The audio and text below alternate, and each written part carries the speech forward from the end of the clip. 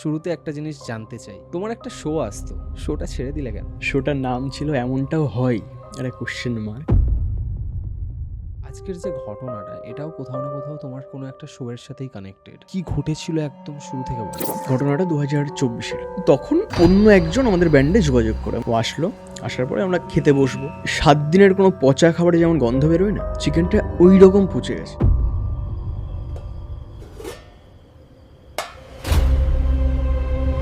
তারপর যেটা শুরু হলো, আমার গরম লাগতে শুরু করলো। গায়ে কিচ্ছু নেই, ওর টি শার্ট হাফ প্যান্ট পরে শুয়ে আছে। শীতকাল, ডিসেম্বরের 10 তারিখ।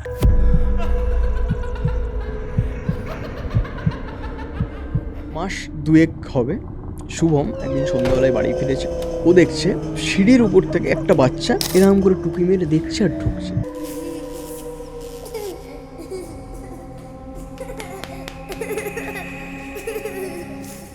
ছাদে গিয়ে লাইট মেরে ওর জামাইবাবু যেটা দেখেছিল, ওটা শুনে আমার তখন গায়ে কাটা দিয়েছিল, এখন বলতে গিয়ে আমার গায়ে কাটা দিচ্ছে। শুভম 26-27 বছর বয়সে একটা ছেলে, সিথি ভাগ করে দুদিকে চুল বেঁধেছে, হাতের এখানে গোল আলতা, হাতে আলতা ছাপ দেওয়া মতো, ভাইয়ে আলতা পড়েছে, কপালে একটা সিঁদুরের টিপ পড়েছে, উলঙ্গ হয়ে ছাদে দাপিয়ে বেড়াচ্ছে।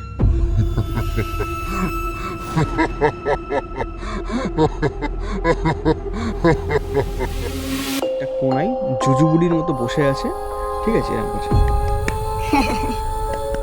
এরকম করছে। শুনো,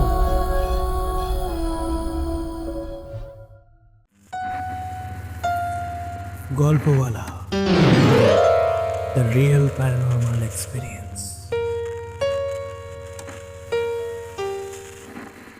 হ্যালো এভরিওয়ান, গল্পওয়ালার আরও একটা মারাত্মক হরর পডকাস্টে আপনাদের সকলকে ওয়েলকাম। আজকের পডকাস্টে আপনারা যে ঘটনাটা শুনবেন, সেটা শোনার পর আর কখনো কোনো রকম অজানা অচেনা জায়গায় একা রাত কাটানোর সাহসটুকুও পর্যন্ত আপনাদের মধ্যে থাকবে না।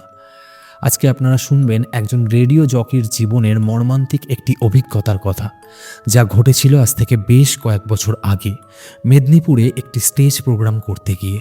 আজকের ঘটনা নিয়ে আমি এই মুহূর্তে কোনো রকম হিন্ট দেব না, কারণ যখন আজকের এপিসোড আপনারা শুনবেন, তখন প্রত্যেকটা মুহূর্তে আপনারা রিয়েলাইজ করবেন একটা ছোট্ট ভুল কিভাবে মানুষকে মৃত্যুর মুখ পর্যন্ত নিয়ে যেতে পারে। মর্মান্তিক একটা ঘটনা আজকের পডকাস্টে আপনারা শুনতে চলেছেন।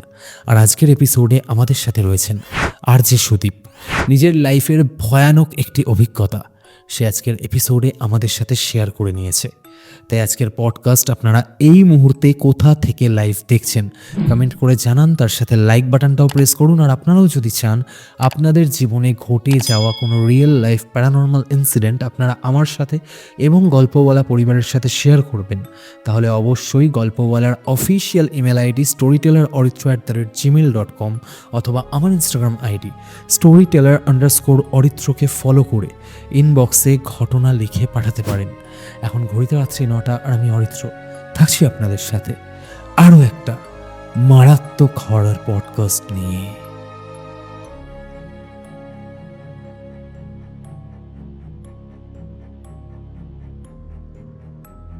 Hello Sudip, hello welcome to দাদা, গল্পওয়ালা। Thank you. কেমন আছো বলো? এই তো ভালো আছি, তুমি কেমন আছো বলো? আমিও ভীষণ ভালো আছি। আজকের পডকাস্টে বসার আগে তোমার সাথে আমার বেশ কিছুক্ষণ ধরে কথা হয়েছে। একদম। ইনফ্যাক্ট এমন কিছু কথা হয়েছে যে তোমার সাথে আড্ডা দেওয়ার যে ইচ্ছা এবং তোমার সাথে তোমার ব্যাপারে জানার যে ইচ্ছাটা, সেটা আমার অনেকটা বেড়ে গেছে। ইনফ্যাক্ট তোমার সাথে বিগত মাস দেড়েক আমার কথা হচ্ছে। একদম।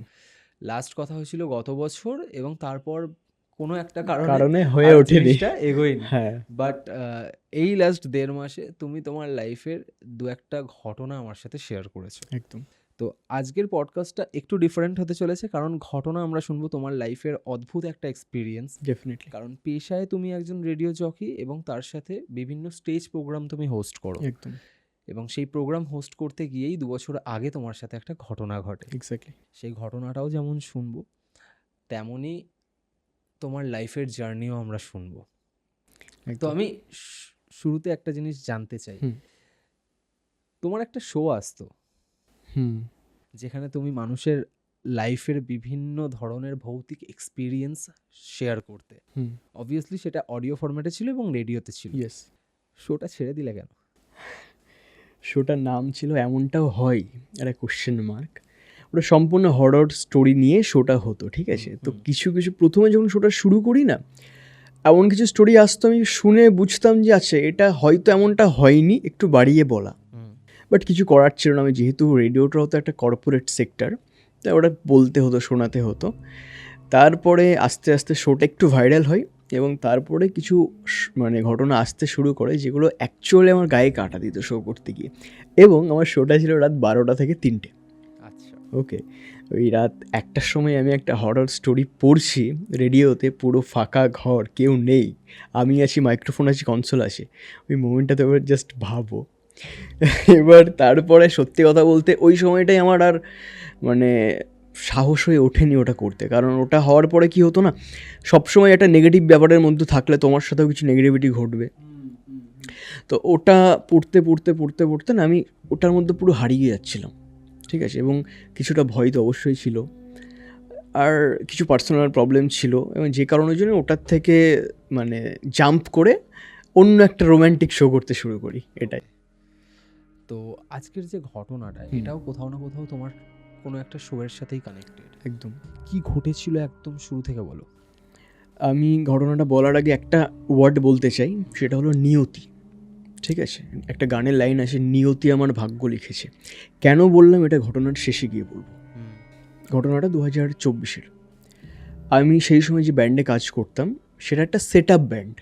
সেট আপ ব্যান্ড মানে অনেক সময় কি হয় যে ব্যান্ড চলছে, ব্যান্ডের যারা মানে পারফর্মার আছে তাদের অন্য কোনো প্রফেশন আছে, তার সাথে শখে তারা মিউজিক করছে। বাট আমি যে ব্যান্ডটা করতাম ওদের প্রফেশনই হচ্ছে মিউজিক, গান বাজনার প্রতি ছেলেগুলো মেয়েগুলো এতটা ডেডিকেটেড যে ওটা ছাড়া ওরা কিছু বোঝে না।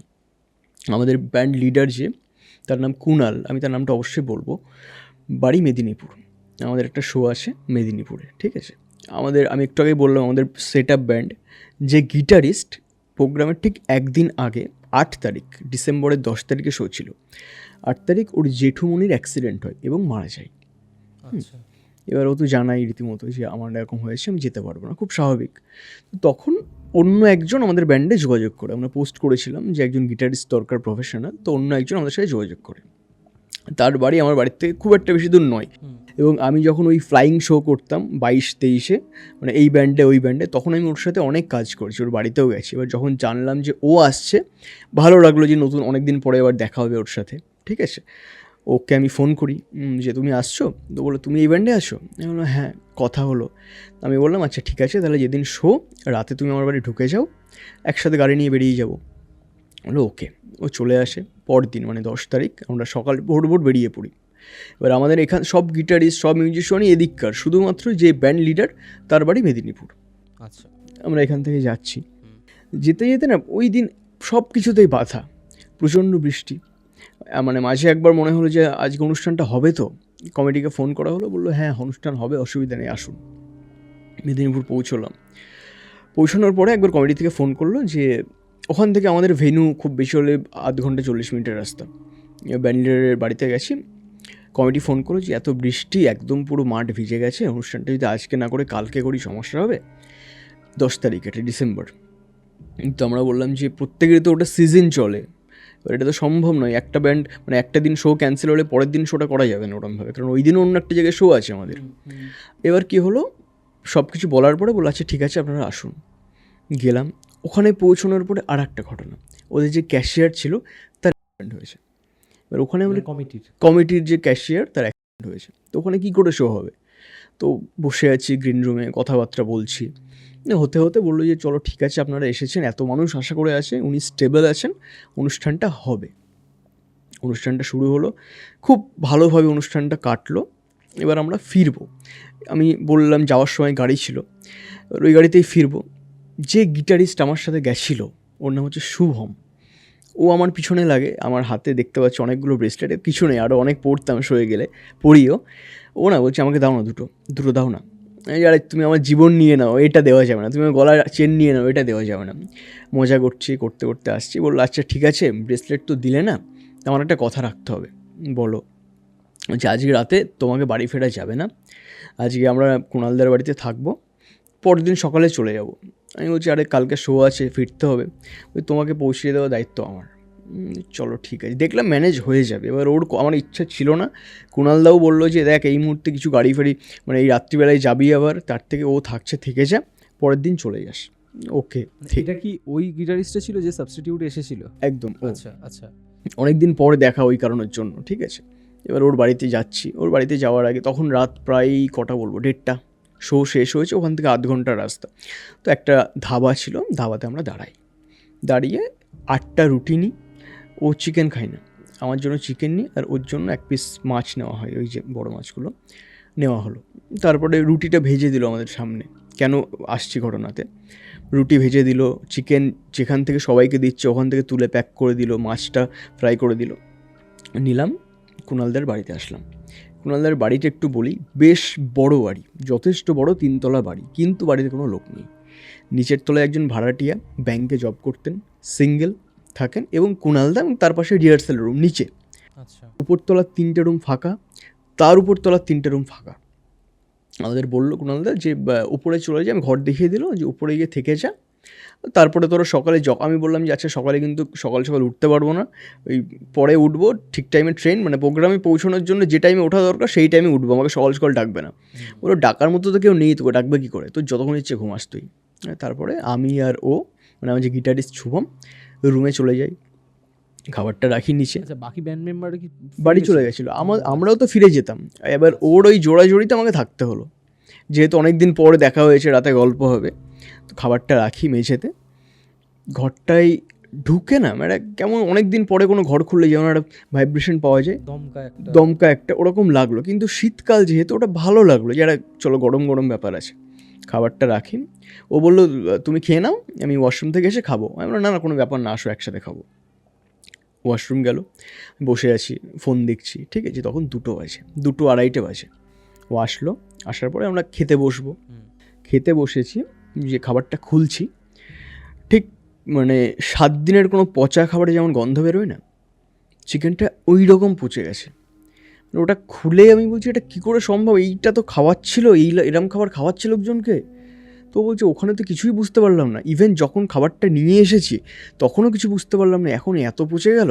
আমি বলছি পচা দিয়েছে, পচা হবে না। হলো, মাছটা দেখছে গলে গেছে পুরো, ঠিক আছে। ওই বাটা মাছ ছিল একটা বড়ো, আমার মনে আছে এখনও, পুরো গলে গেছে। বলছে আমি খাবো না। আমি বলছি আচ্ছা ঠিক আছে, তরকারি ছাড়ো, রুটি তো খাও, খিদে লেগেছে। আমার প্রচণ্ড খিদে পেয়েছিলো।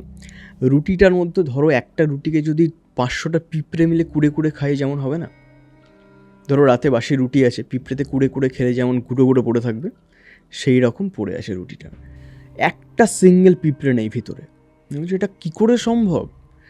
ঘরে লাইট ফাইট জেলে দেখলাম, কিচ্ছু না। আমি তো প্যাকেট খুললাম, খোলার পরে রুটি ওরকম হয়ে গেছে, চিকেনটা পুরো নষ্ট, মাছটা পুরো নষ্ট। ও বললো আমি বস খাবো না, তুমি খেয়ে নাও। খেলে বললো খেও না। আর আমার এত খিদে লেগেছিলো, ওই সকালে বেরিয়েছি, আমি বাইরের খাবার খুব একটা প্রেফার করি না, বাট কিছু করার থাকে না, প্রোগ্রামে গেলে খেতে হবে বাইরে। ওই রুটি আমি 4টে রুটি নিয়েছিলাম, একটা রুটিও খাওয়া গেল না, মুখে দিলাম, মনে হচ্ছে মানে 7 দিনের বাসি রুটি এমন। বাট আমাদের সামনে ওটা ভেজে দিয়েছিল, ওর থেকে খুব বেশি হলো 0.5 ঘন্টা 40 মিনিট আগে, ঠিক আছে।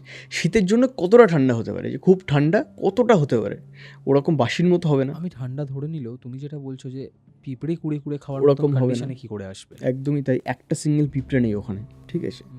আর ওদের ওই ঘরটাতে ওই হলুদ লাইট ছিল না আগে, যে 100 ওয়াটের যে লাইটগুলো হতো, ওই রকম লাইট দেওয়া আছে। চারিদিকে দেখলাম যে কেমনই একটা লাগছে, খাবারটা খেতে পারলাম না। আমি নিচে বললাম কুণাল থেকে ডাকবো, ডেকে দেখি কিছু খাবার আছে কিনা, প্রচণ্ড খিদে পেয়েছে। তারপরে মনে হচ্ছে ও গিয়ে শুয়েছে, ব্যান্ড লিডারের কিন্তু প্রচুর চাপ থাকে মাথায়। ডাকলাম না, চলো ঠিক আছে সকালে উঠে দেখা যাবে। শুয়ে আছি, গেট ফেট লক করেছি, আর আমি যা ওই সোয়েটার জ্যাকেট পরেছিলাম ওই পরেই শুয়ে পড়েছি, কারণ প্রচণ্ড ঠান্ডা সেই সময়। লেপ, একটা ব্ল্যাঙ্কেট, তার উপরে লেপ। কী হলো, কিছুক্ষণ পরে মোটামুটি 15-20 মিনিট চোখটা বুঝে আছি, ঘুম এসছে, কারণ এতটা জার্নি করে গেছি, শো করেছি। ঘরের মধ্যে যদি 200টা মৌমাছি বন করে ঘোরে, যেমন একটা সাউন্ড হবে না, ওইরকম একটা সাউন্ড হচ্ছে। আমি না উঠে সঙ্গে বলছি তাড়াতাড়ি ওঠো, ঘরে না মৌমাছি ঢুকেছে। ও ঘুমোয়নি, বলছি কী বলছো, দিয়ে লাইট ফাইট জ্বালালাম, দিয়ে কিচ্ছু নেই ঘরে, সাউন্ডটাও নেই। যে মনের ভুল ছিল। আমি বলছি তুমি শুনেছো মৌমাছির আওয়াজ? বলি না আমি তো শুনতে পাইনি। আমি বলছি বাইরে ছিল নাকি, আচ্ছা ঠিক আছে চলো ঘুমিয়ে পড়ো। শুলো, ওটা ও শুনতে পাইনি, ওটা আমিই শুনেছি। তার কিছুক্ষণ পরে ধরো তুমি চোখটা বন্ধ করে আছো, পুরো অন্ধকার, চোখের সামনে কেউ যদি একটা লাইটকে এরকম করে, যেমন একটা ফিল হবে না যে চোখের সামনে লাইট জ্বলছে, ওরকম মনে হচ্ছে আমার। চোখটা খুলে দেখি কিচ্ছু নেই, ঘর অন্ধকার। ঠিক আছে, খটকা লাগলো একটা। তারপর যেটা শুরু হলো, আমার গরম লাগতে শুরু করলো। আমি জানি যে আচ্ছা ঠিক আছে, আমি সোয়েটারের উপরে জ্যাকেটের উপরে মানে এই লেপ নিয়েছি, ওই জন্য হতে পারে। ব্ল্যাঙ্কেটটা সরিয়ে দিলাম, লেপটা গায়ে দিলাম, দেখলাম হচ্ছে না। লেপটা সরিয়ে জ্যাকেটটা খুললাম, লেপটা গায়ে দিলাম, হচ্ছে না। আস্তে আস্তে গরমটা বাড়ছে। আচ্ছা। ঠিক আছে, একটা মোমেন্টে গিয়ে এমন হলো, ওই ডিসেম্বরের 10 তারিখ লেপটা সরিয়ে একটা টি শার্টের উপর ব্ল্যাঙ্কেটটা নিয়ে আমি রাখতে পারছি না, এতটা গরম লাগছে।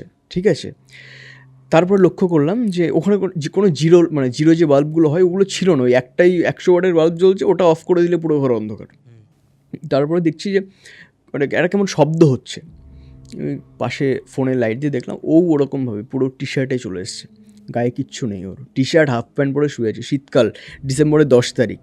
ওকে, আমারও ওই রকম অবস্থা, গায়ে কিচ্ছু রাখতে পারছি না, আমি জাস্ট ব্ল্যাঙ্কেটটা গায়ে দিয়ে শুয়ে আছি। আমাকে বলছে কী বস, ঘুম আসছে না? আমি বলছি আরে না গো, কেমন অদ্ভুত লাগছে, গরম লাগছে কেন এখানে? আমাকে আড্ডা মেরে বললো যে এখানে না কিছু একটা আছে জানো তো। আমি বলছি কী বলছো তুমি, রাত্রিবেলায় আর ভয় দেখিও না, আমার এমনিতে এসবে খুব ভয় লাগে। বলছি তাহলে তুমি বলো শীতকালে এরকম গরম লাগবে কেন? আমি ঠিক আছে, যা হয়েছে হয়েছে, বাদ দাও, ঘুমিয়ে পড়ো। দিয়ে ও আমাকে বললো আরে না না, কোনো ব্যাপার না, মানে আমাকে কুল করার জন্য, যে তুমি ওই খাবারটা খেয়েছো তো, ওই কারণের জন্য তোমার এরকম গরম লাগছে। আমি তুমি তো খাওনি, তোমার কেন গরম লাগছে তাহলে? হেসে বললো চলো ঘুমো, আর তো 2-3 ঘন্টা ঘুমিয়ে নাও। ঠিক আছে, আবার শুয়ে আছি, গরমটা কন্টিনিউ হয়ে গেছে। তখন গায়ে আমার কিচ্ছু নেই, একটা সিঙ্গেল ব্ল্যাঙ্কেটও নেই, ওই একটা টি শার্ট একটা প্যান্ট পরে শুয়ে আছি। ও সেম অবস্থা, দেখছি ব্যাগের মধ্যে কিছু একটা খুঁজছে, ফোনের ফ্ল্যাশ চালিয়ে ও। আচ্ছা। আমি উঠলাম, কী হয়েছে? কোনো কথা নেই। কী হয়েছে বলো? কোনো কথা নেই, খুঁজেই যাচ্ছে, মানে পুরো ডেসপারেটলি খুঁজছে কিছু একটা। পরে দেখি একটা ইনহেলার বার করেছে, টানছে ইনহেলারটা। আমি শুভম ঠিক আছো, কী হয়েছে? দরজার দিকে দেখাচ্ছে আমাকে, আমি তাকিয়ে কিচ্ছু দেখতে পাচ্ছি না। আমি কী হয়েছে বলো? ও বললো চলো বাইরে চলো, মানে ইশারা করে, ওর কথা বলার অবস্থা নেই ওখানে। বললো চলো বাইরে চলো। বাইরে আসলাম, বাইরে দাঁড়ালাম, আমি ওকে তো ঠিক করছি, কোনাল থেকে ফোন করবো, কী হয়েছে ঠিক আছো? ওই ইনহেলারটা টানছে। তারপরে আস্তে আস্তে বাইরে দাঁড়িয়ে আবার আমাদের ঠান্ডা লাগতে শুরু করলো, যেটা খুব স্বাভাবিক ওই শীতকালে। ঠান্ডা লাগছে, আমি বলছি বাইরে তো ঠান্ডা লাগছে, প্রচুর ঠান্ডা লাগছে, ভিতরে চলো। বলছি ভিতরে আমি যাবো না, একদম পুরো ভয় পেয়ে গেছে ও। তুমি আমার সঙ্গে শেয়ার করো কী হয়েছে। বলছি তুমি একটা কাজ করো, একটা হেল্প করবে? আমি বলো। ও খুব জলি টাইপের একটা ছেলে, বাট ওই মোমেন্টটাতে ওর যে মুখটা আমি দেখেছিলাম, ওকে আমি ওরকম কোনো দিন দেখিনি। বলছি আমার সোয়েটারগুলো একটু বাইরে এনে দেবে, আমি না ভিতরে যাবো না। আমি বলছি কী হয়েছে বলো। এবার আমিও তো একা ভয় লাগছে আমার, কারণ আমার সাথেও তো কিছু না কিছু ঘটছে, খাবারটা নষ্ট হয়ে গেল। আর আমি প্রচুর, মানে আমি আগেও বললাম রেডিওতে শো করতাম হরর, প্লাস অনেক হরর স্টোরি শুনি, তোমাদেরকে ফলো করি। আমার না একটা থাকে না, অনেক কিছু শুনলে নেগেটিভ তোমার মধ্যে একটা থটস থাকবে সবসময়। তো আমি বলি কী হয়েছে, আমি একাও থাকবো না। ঘর থেকে বাইরে যখন দাঁড়িয়ে আছি, আস্তে আস্তে আস্তে আস্তে কিন্তু আমাদের ঠান্ডা লাগতে শুরু করলো। আমি বললাম ঠিক আছে চলো, 3টে বাজে, 1 ঘন্টা পরে লোক চলাচল, মানে 4টে বেজে যাবে, ভোর হয়ে যাবে, তুমি ঘরে চলো, এই বাইরে ঠান্ডা লেগে যাবে। এবার ও গিটারিস্ট, বাট আমার তো কথা বলা কাজ, ঠান্ডা লাগলে আমার সব থেকে প্রথম গলাকে এফেক্ট করে। ঘরে চলো, কোনোভাবেই আসবে না। বাট তারপরে গেল ঘরে। ঘরে গিয়ে বললাম আমি লাইটটা জ্বালো, শোবো না, বসে থাকবো। ঘরে গিয়ে বসেছি, তখন জেগে আছি দুজনা। আমি কী হয়েছে, কিছু দেখেছো, কী হয়েছে বলো। বুঝলি না, বাদ দাও, কিছু হয়নি। ও যেটা করলো, ও তখন ভগবত গীতা ফোনে চালিয়েছে, ওইটা দেখে আমার একটু খটকা লেগেছে, যে এটা তো হওয়ার মানে স্বাভাবিক তো নয় এটা। ঠিক আছে, আমি জিজ্ঞেস করিনি আর কিছু, কারণ আমি জানি যে এমন হয়তো কিছু একটা বলবে যেটা আমি নিতে পারবো না। চলো ঠিক আছে। ওখানে দাঁড়িয়ে আবার আস্তে আস্তে আস্তে আস্তে গরম লাগতে শুরু করলো, অ্যান্ড কানের পিছনটা এমন গরম হয়ে গেল, মানে হাত দিলে লিটারালি তাপ বসে যাচ্ছে। ঠিক আছে, একটা মোমেন্টে বললাম চলো ফ্যান চালাই, ফ্যান চালালে ঘরটা একটু ঠান্ডা হবে, তারপরে অফ করে দেবো। ফ্যানের মানে সুইচ ওই লাইটটা দেখে চালিয়েছি, ফ্যান নেই ঘরে, মানে ফ্যানের জায়গাটা আছে, ফ্যান নেই ঘরের মধ্যে। ওখানে থাকতে থাকতে গরম লেগে গেলো, থাকা যাবে না, বাইরে চলো। আবার ওই রাত্রিবেলায় ওই করে বেড়াচ্ছি, ঘরে থাকতে পারছি না, বাইরে আসলাম। বাইরে আসার পরে কিছুক্ষণ দাঁড়িয়ে থেকে সোয়েটার নিয়ে এসে বাইরে ঠান্ডা লাগলো। 4টে বাজে, 4টে 4:30। শীতকালে তো 4টে 4:30 আলো ফোটে না। তখন বললো যে এবার 4টে বাজে, এবার চলো একটু শুই, কারণ সারা রাত এরকম হয়েছে, ভোর হয়ে গেছে, একটা ধারণা থাকে না যে ভোর হয়ে গেলে আর কিছু হবে না। তখন বললো চলো তুমি শোও, আমি না শোবো না। ওই শোও, কিছু হলে তারপরে বেরিয়ে আমরা এক্ষুনি চলে যাব, 4টে বাজে বেরিয়ে যাব। শুয়েছি, কীরকম বলবো তোমাকে, ধরো তোমার চারিপাশ দিয়ে বিছানা মানে খাটে আমরা শুয়ে আছি, তোমার চারিপাশ দিয়ে দুজনে যদি দৌড়িয়ে যাই, দপদপ দপদপ করে দৌড়িয়ে যাই, যেমন হবে না ওই রকম শুনছি। ঠিক আছে, আবার ঘুম ভেঙে গেছে, ঘুম থেকে আবার উঠে পড়েছি, উঠে ফোনের ফ্ল্যাশ লাইটটা জ্বালিয়ে কেউ নেই ঘরে। তখন আমি একটা অন্য ভেবেছি যে বাড়ির কেউ কি কাজ করতে এসছে, সে কি ঘরে হাঁটছে, কেউ নেই, ও কিন্তু ঘুমিয়ে গেছে। তখন আমি ওকে ডাকিও নি যে ঘুমোচ্ছে, লাইটটা জ্বালালাম, একটু একটু একটু একটু করে আলো ফুটছে এবং ওর বাড়ির বাইরেটা হাট বসতো। তখন দেখছি 1জন 2জন করে, তারপরে আমি আর ঘরে থাকিই নি, ওখানে উঠে বসেছি যখন ওই দৌড়ানোর আওয়াজটা পেয়েছি ওরকমভাবে। তারপরে ফোন দেখছি, দেখতে দেখতে 1জন 2জন করে হাটে মানে আসছে যারা বসে ওখানে। তারপরে মোটামুটি রাত ওরম করে কাটলো, ভোর হয়েছে 6টা 6:30। উঠেছে, উঠে দুজনেরই মুখ ভার যে কালকে রাতে কি হলো কি আমাদের সাথে, এটা। ও চুপচাপ হয়ে গেছে একদম, ওরকম জলি একটা ছেলে, খুব চুপচাপ। আমি চা খাবে? হ্যাঁ চা খাবো। আমি বলছি চলো তাহলে বাইরে বেরিয়ে দেখি কোনো দোকান খোলা আছে কিনা। তখন 6টা 6:30 7টা এরকম বাজে, বেরিয়ে দেখছি হ্যাঁ একটা দোকান, খুব ছোট একটা দোকান খুলেছে। ওখানে বসলাম, চাটা খেলাম, আমাকে কুল করছি, রিল্যাক্স করছি। আচ্ছা ঠিক আছে, তুমি বাদ দাও, যা হয়েছে থামো, পরে দেখছি ব্যাপারটা, সকাল হয়ে গেছে আর নিশ্চয়ই কোনো ভয় নেই। ঠিক আছে, হলো ঘটনাটা। তারপরে ওখান থেকে বেরিয়ে চাটা খেয়ে আলো ফুটে গেছে, তখন একটা ইনস্ট্রুমেন্ট দোকানের সামনে আমরা দাঁড়াই। ঠিক আছে, ওখানে এসে আমার এই ব্যাপারগুলোর প্রতি একটা উইকনেস আছে, ওই হারমোনিয়াম গিটার ফিটার আছে, ওখানে গেছি। কথা বলতে বলতে আমরা বললাম আমরা এরকম কুণালদার ব্যান্ডে কাজ করি, ব্যান্ডের নাম ছিল প্রতিধ্বনি, এই প্রতিধ্বনিতে কাজ করি। বললো আমিও তো ওখানে কাজ করতাম আগে। উনি কুণালদার সম্পর্কে মামা হন। আচ্ছা। ঠিক আছে, মানে দুঃসম্পর্কের মামা। বলছে আমি তো বাঁশি বাজাতাম আগে, বাঁশি বাজিয়ে আমাদের শোনালেন, খুব সুন্দর। আমিও ব্যান্ডে কাজ করতাম, কিন্তু কি হয় একটা সংসারের চাপ চলে আসলে এগুলোতে মানে পেট চলে না, গান গেয়ে তো পেট চলে না, একটা কথাই আছে। তো ওখান থেকে উনি শিফট হয়ে যান এই বিজনেসে। আচ্ছা। ওখানে ওনার সাথে কথা বলছি, কথা বলতে বলতে হট করে আমি ওকে একটা কথা জিজ্ঞেস করি, ওই শুভমকে, যে কাল কি হচ্ছিল বলো তো রাত্রিবেলায়, মাথায় তো ওটাই ঘুরছে। তখন ও বলছে ভূতে ভর করেছিল। তখন আর মজার মুডে আসছে আস্তে আস্তে। আমি হ্যাঁ কী সব বলো। তখন ওই যে ভদ্রলোক, খ্যাপা বাসি ওনার নাম, আমার মামা বলে ডাকতাম যেহেতু কুণালদার মামা, তো বলছে যে বাবা কোথায় ছিলি তোরা রাত্রিবেলায়? আমি বলছি আর বলো না মামা, কুণালদার বাড়িতেই ছিলাম। দোতলায় ছিলি? আমি তো অবাক, আমি বলছি আপনার তো জানার কথা নয়, কিছু কি ব্যাপার আছে? বলো বল আগে, দোতলায় ছিলি? বলছে হ্যাঁ। কী কী হয়েছে? আমি বলছি কী হয়েছে বলতে আমার না এরকম গরম লাগতে শুরু করলো, তারপরে খাবার নষ্ট হয়ে গেল, একটা একটা করে বলছি। তখন উনি বলছেন যে কুণালের মাথায় বুদ্ধি হবে না, যতদিন না কারো জীবন যাবে ছেলেটা ঠিক হবে না। আমি বলছি এরকম কথা বলছেন, কি হয়েছে বলুন। বলছে একটা কথা বলে দিই, যদি এর বাড়িতে আর আসিস, মানে হোটেলে থাকবি, স্টেশনে থাকবি, বাইরে থাকবি, তবে ওর বাড়ির দোতলায় থাকবি না। বলছি শেয়ার করুন কী হয়েছে, কারণ আমাদের তো পরেও আসতে হবে, আমি ব্যান্ডে কাজ করি, আমার পার্মানেন্ট ব্যান্ড ওটাতে। বলছি কী হয়েছে বলুন। বলছে না কিছু হয়নি, যা বাপ বাড়ি চলে যা, ঠিক আছে, তোদের মানে মায়ের অনেক কৃপা আছে, তোদের কিছু হয়নি, যা বাড়ি চলে যা। ঠিক আছে, ওটা বললো, কেউ কিছু বলছে না। ঠিক আছে, ওই ভদ্রলোক বললো মানে আমাদের ওয়ার্ন করলো ওখানে থাকবে না, কিন্তু কী হয়েছে না হয়েছে কিচ্ছু বললো না। ওকে, ঘরে ঢুকতে ঢুকতে ও আবার আগের মুডে চলে আসছে। বলছি দেখেছো তো কালকে তোমাকে ভূত দেখালাম। আমি বলছি তুমি চুপ করো এবার, আর নিজে তো একটু ওই কথা বেরোচ্ছিল না। ঘরে গিয়ে আলো ফুটে গেছে, তখন কুণালদাকে ডাকলাম যে কুণালদা এবার ওপরে চলো, ব্যাগ ফ্যাগ নেবো। দিয়ে আমি একটা কথা জিজ্ঞেস করি কুণালদাকে, যে আচ্ছা কুণালদা ওই ঘরের কি হিস্ট্রি বলো তো। চমকে গেছে, বলছে কেন বলতো? আমি না বলো না কী হিস্ট্রি আছে, আমি না সব জানি। বলছে বেশি বেরো না বাবা, এরকম করে বললো, বেশি বেরো না বাবা। আমার না ভালো লাগলো না কথাটা। আমি তোমার সাথে মজা করছি, তুমি মজা করো আমার সাথে, চলো ঠিক আছে। ও জিজ্ঞাসা করছি আচ্ছা কিছু কি দেখেছিস নাকি রে তোরা? আমি বলছি না না দেখিনি, কিছু কি আছে এরকম বলবে? বলছি তোদের তো ক্ষতি হয়নি কোনো? আমি বলছি না।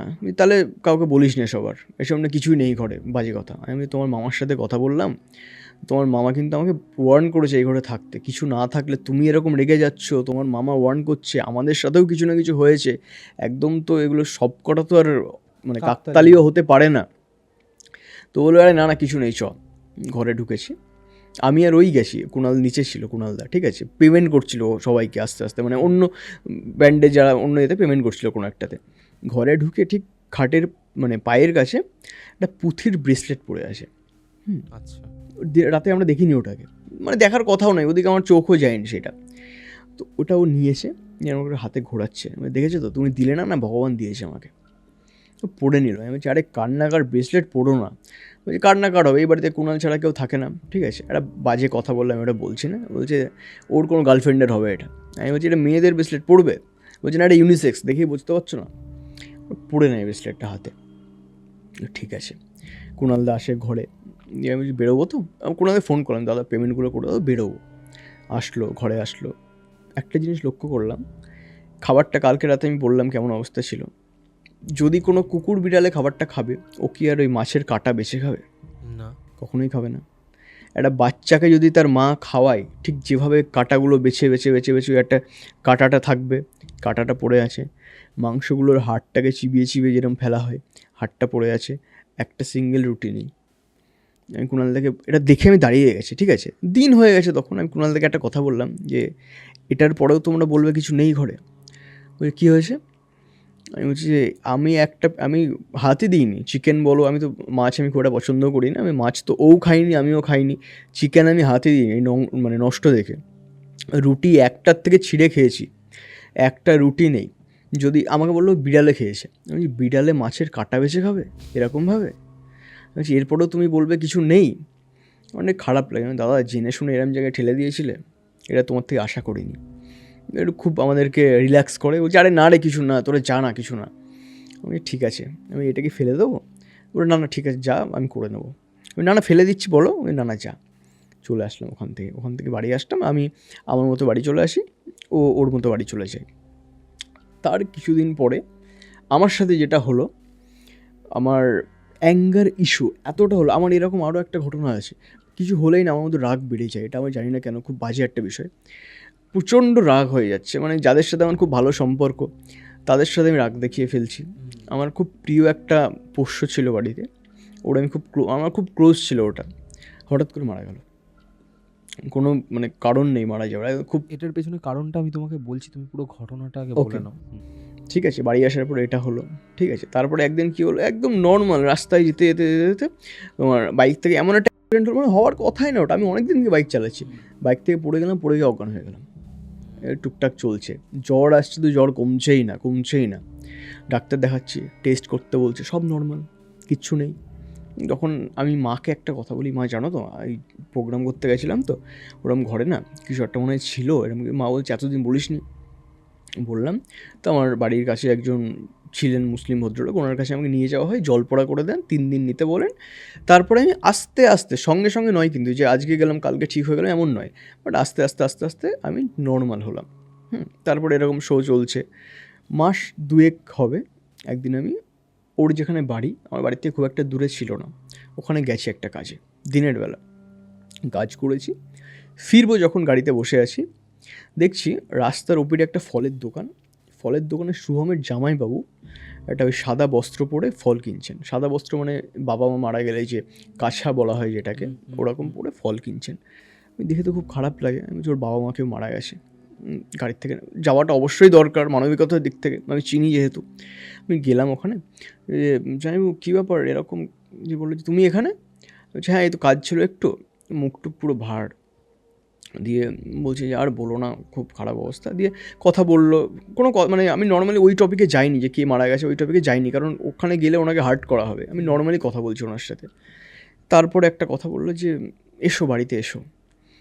তারপরে কথার পরেই উনি বলছেন যে তোমাদেরই বা কী করে আর আসতে বলি, যার সাথে সম্পর্ক সেই চলে গেল।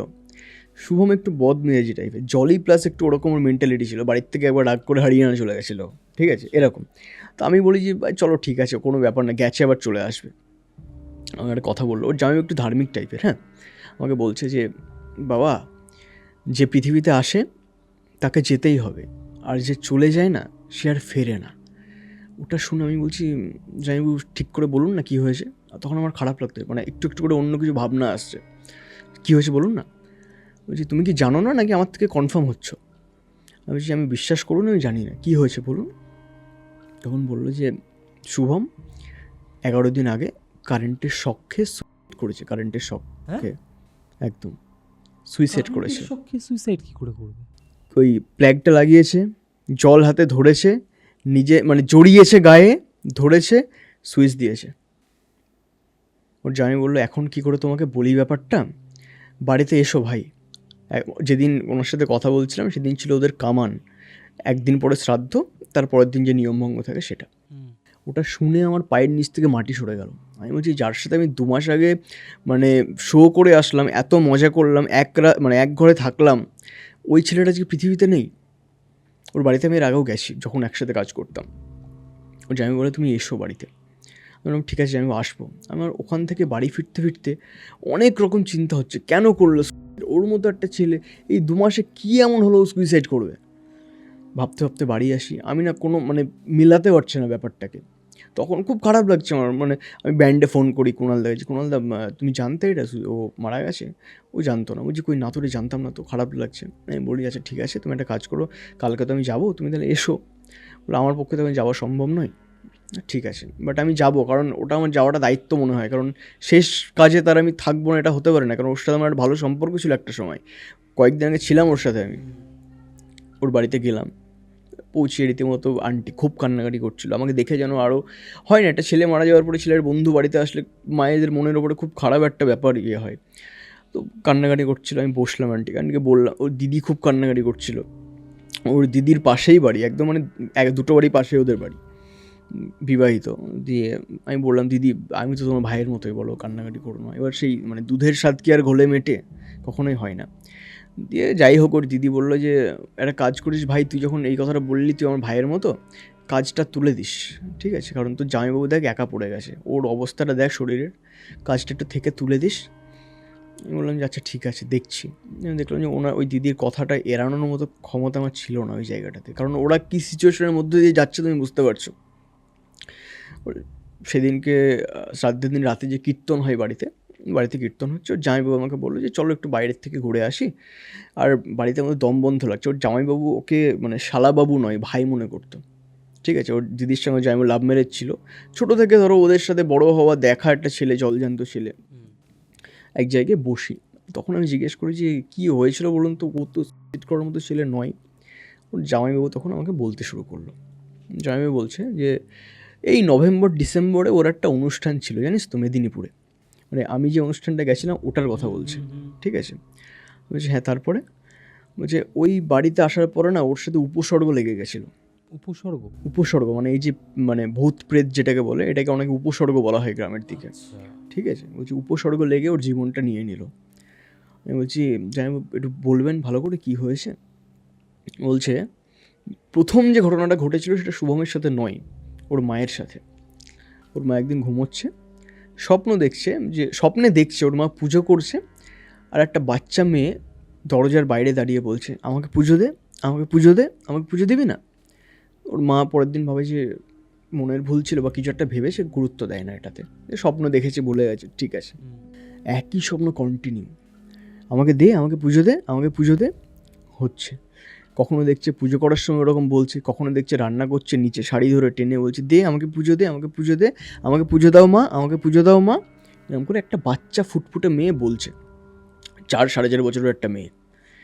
ওর মা তখন ভাবে যে তাহলে কি দেবী আমাকে পুজোর জন্য বলছে, মা কালী বাচ্চা রূপ ধরে। ছেলে মারা গেছে মানে ছেলে মারা যাওয়ার এগুলো একটা কারণ, কেন পরে বুঝতে পারবে। তখন আস্তে আস্তে ওর বাড়িতে পুরোহিত ডাকা হয়, পুরোহিত ডেকে কালী পুজো দেওয়া হয়, ঠিক আছে।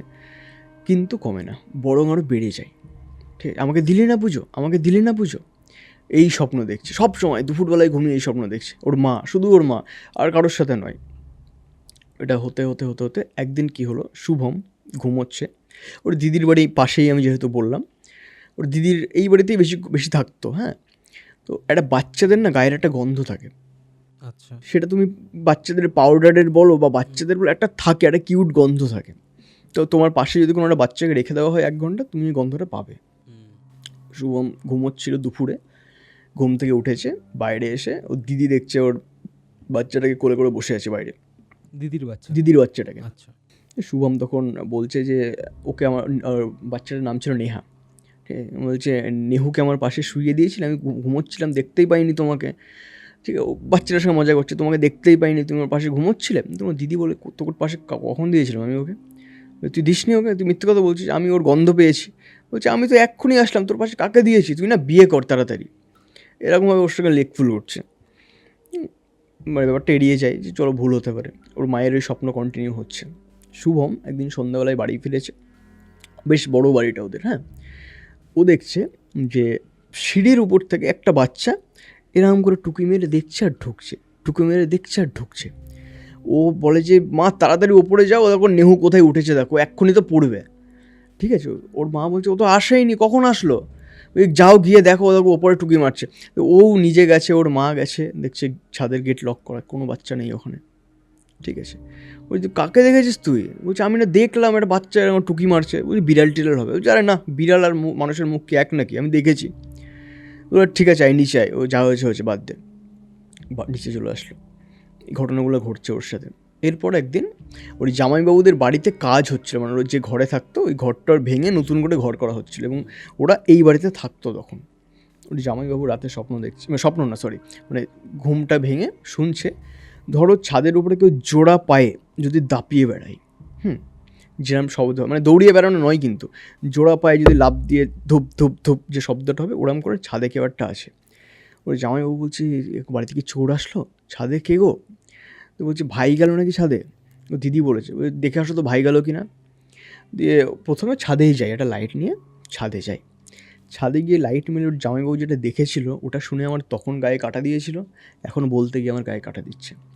শুভম 26-27 বছর বয়সে একটা ছেলে, সিথি ভাগ করে দুদিকে চুল বেঁধেছে, যেরকম বাচ্চা মেয়েদের বাঁধা হয় না, সিথিটা ভাগ করে দুদিকে চুল বেঁধেছে, হাতের এখানে গোল আলতা, হাতে আলতা ছাপ দেওয়া মতো, পায়ে আলতা পড়েছে, কপালে একটা সিঁদুরের টিপ পড়েছে, উলঙ্গ হয়ে ছাদে দাপিয়ে বেড়াচ্ছে।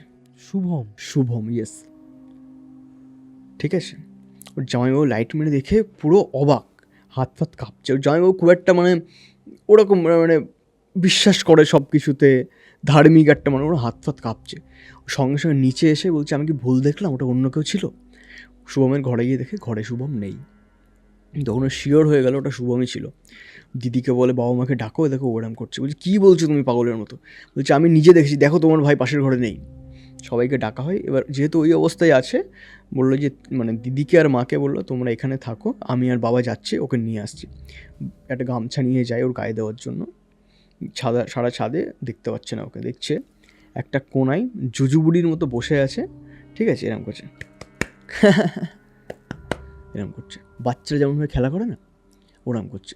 ওর কাছে যাওয়ার সাহস নেই ওর বাবা আর ওর জামাইবাবুর। দূর থেকে ডাকছে এই বাবু, এই বাবু কী করছিস, এই বাবু।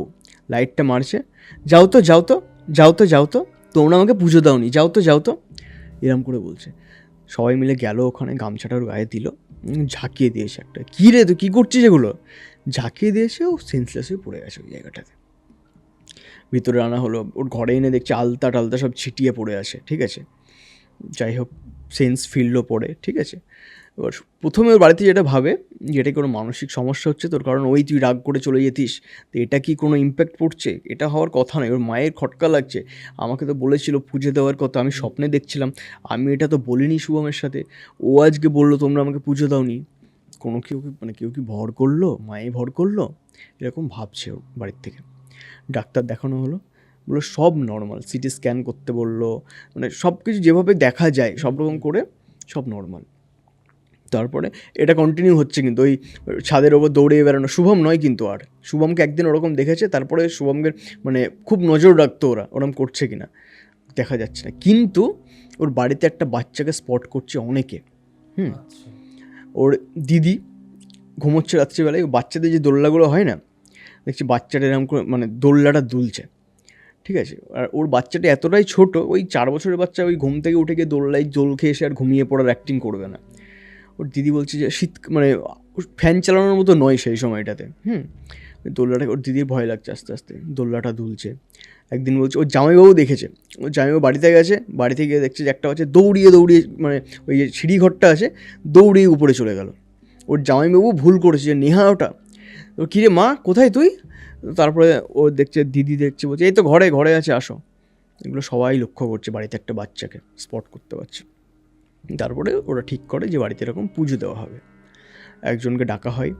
সে 7 দিন পরে একটা ডেট দেয় যে এরকম পরের শনিবার, কোনো একটা শনিবার ছিল, বলেছে এরকম একটা শনিবারে পুজো করা হবে।